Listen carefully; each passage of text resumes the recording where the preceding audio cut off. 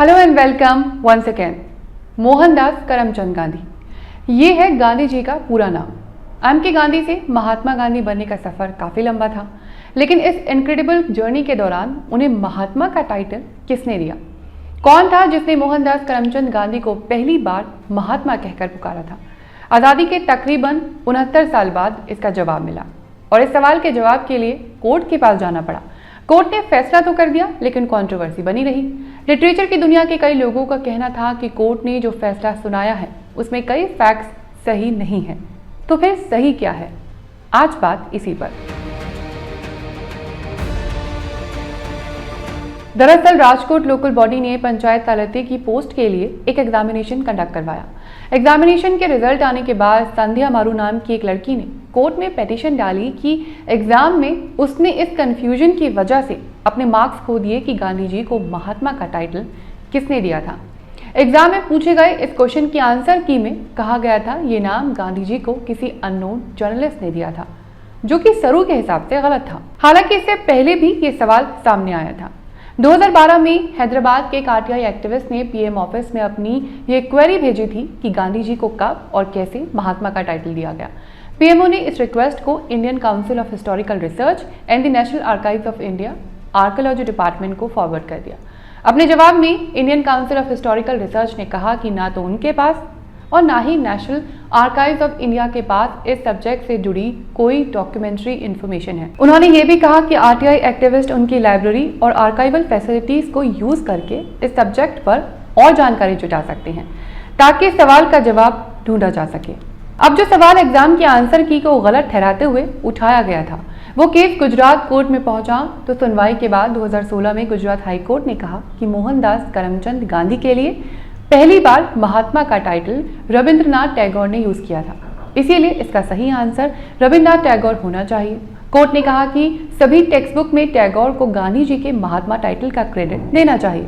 हालांकि इसके बाद भी लिटरेचर की दुनिया के कई लोगों ने इस फैसले पर भी सवाल उठाए।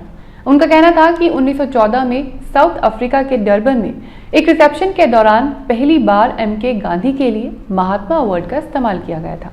टैगोर ने इस वर्ड को पॉपुलराइज किया था, लेकिन टाइटल देने का क्रेडिट उन्हें नहीं दिया जा सकता है। ये एक रॉन्ग परसेप्शन है।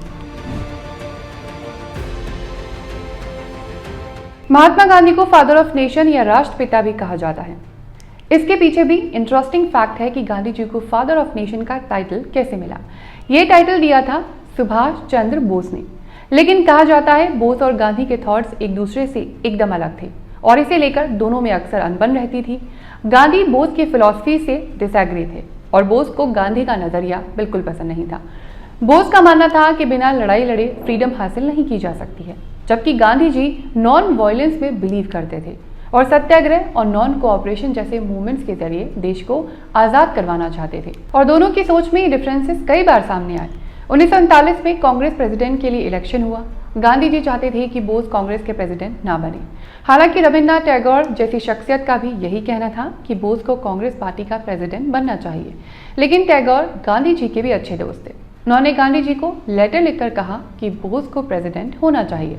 अब इलेक्शन का रिजल्ट आया तो बोस ने गांधी जी के नॉमिनेटेड कैंडिडेट पट्टाभी सीतारामैया को हरा दिया, लेकिन बोस की ये जीत गांधी को पसंद नहीं थी। अब बोस प्रेसिडेंट तो बन गए, लेकिन उन पर प्रेशर डाला गया कि कांग्रेस की वर्किंग कमेटी के मेंबर्स गांधी के पसंद के अकॉर्डिंग अपॉइंट किए जाने चाहिए, पर यह अनडेमोक्रेटिक था और नेताजी के लिए नागवार था। इसी बीच सरदार पटेल और बोस के बीच भी अनबन चल रही थी। कांग्रेस कमेटी के कई मेंबर्स ने जो गांधी जी के फेवर में थे उन्होंने रिजाइन कर दिया और फिर गांधी के सपोर्ट मिलने वाले कैंडिडेट को हराने के बाद भी सुभाष चंद्र बोस को कांग्रेस से निकाल दिया गया। इस किस्से से जुड़े और भी कई डिटेल्स हैं जिन्हें हम किसी और एपिसोड में डिस्कस करेंगे। वैसे फर्स्ट मीटिंग में ही बोस और गांधी दोनों एक दूसरे के ख्यालों से नाखुश नजर आए। सुभाष चंद्र बोस की गांधी जी से पहली मुलाकात हुई थी 1921 में। बोस ने कहा भी था कि गांधी जी को खुद कैंपेन के बारे में क्लियर आइडिया नहीं है, उस कैंपेन के बारे में जो भारत को आज़ादी दिलाने के लिए चलाया गया था। गांधी जी भी जानते थे कि उनके और बोस की आइडियोलॉजीज में काफ़ी डिफरेंसेस हैं। गांधी ने बोस के बारे में कहा था, बोस एनर्जी से भरे हुए हैं, लेकिन दोनों का पॉइंट ऑफ व्यू अलग है, इसलिए उन्हें अलग अलग नाव में सवार होकर अपनी जर्नी पूरी करनी है, लेकिन एक फैमिली की तरह वो एक दूसरे की इज्जत करते रहेंगे। और यही हुआ भी। इतना सब कुछ होने के बाद भी, इतनी डिफरेंट आइडियोलॉजीज होने के बाद भी दोनों ने एक दूसरे की रिस्पेक्ट को बनाए रखा। बोस ने एक बार महात्मा गांधी के बारे में कहा था कि गांधी का यकीन जीतना हमेशा से उनका मकसद रहा। ये उनके लिए दुख की बात थी कि सभी को उन पर यकीन था, बस गांधी जी का यकीन वो नहीं जीत सके। 6 जुलाई 1944 को सिंगापुर से एक रेडियो ब्रॉडकास्ट में नेताजी सुभाष चंद्र बोस ने पहली बार गांधी को फादर ऑफ नेशन कहकर पुकारा।